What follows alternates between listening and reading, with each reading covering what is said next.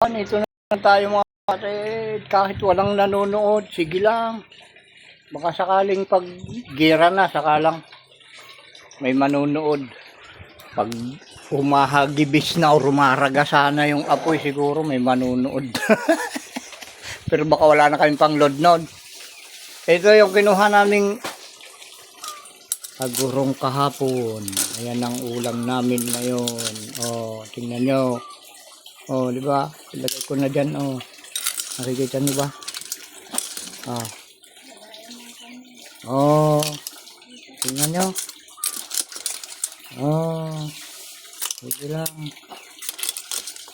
Susubukin ko na mag-ulam uli. Pag nag-uulam ako ng agurong kasi, yung ganitong suso. Ito. Ere. Lagyan sa liwanag. Pag nag-uulam kayo ako niyan, ako. 3 araw at 3 gabi akong hindi makatulog. Sinisipon ako mga kapatid. Yung ilong ko ay namumulang parang hinog na kamatis. Baka sakaling hindi na ganon. Dahil crisis na nga mamimili pa yung bibig sa pagkain ay hindi naman pinagbabawal ng Ama sa Langit na kainin. Bakit yung atin namang katawan ang nagbabawal sa ating sarili? Diba? Subukin natin. Ulam uli. Unahin muna natin yung sabaw. Ang problema, para kung bibitayin ito, nag-iisa lang akong kakain. Diba mga kapatid? Ganito yung bibitayin Nag-iisang pinapakain. Ayan. Oh, wala akong kasama, wala akong kaharap. Oh, di ba? Di ba? Oh, yung buong lamisa, walang ano. Kasama ko lang diyan yung agurong, saka yung kanin, pinggan, kutsara. Yan. Unang tikim. Kung ano man yung galit mo sa akin, ikaw nasusuko agurong, alisin mo na. Dahil ngayon ay gira na. Galit ka sa akin. Hindi naman ako galit sa iyo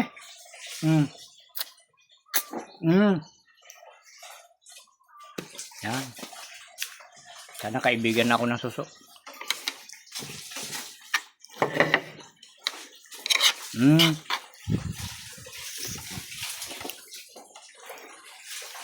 Paborito ko ito nung kayo. Maliliit pa yung mga anak ko. Yung halos hindi pa sila mautusan.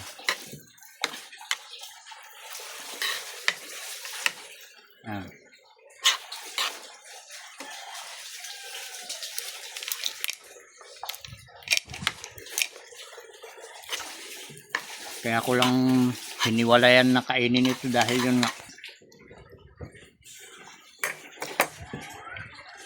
Pinapahirapan ako Ilang taon na siguro ko na. Siguro magtatatlong dekada na siguro. Ngayon lang ko ulit nag-ulam nito.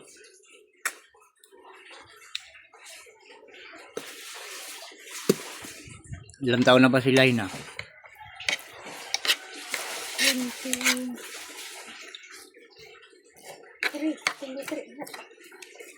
23. Wala pang 3 dekada.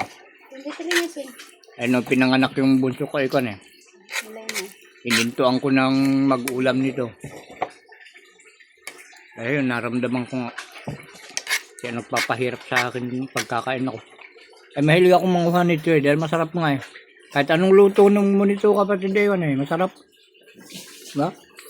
Igisa mo yan, gasaan, talagang masarap ang kain pag ganyan.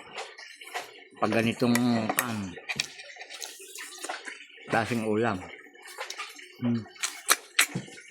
Kadalawang klase ito mga kapatid Tingnan nyo itong ito yung talagang suso.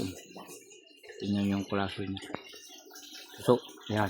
Yan yung itsura ng kahan niya. Subo natin. Ay mata pa siya Yun namang isa.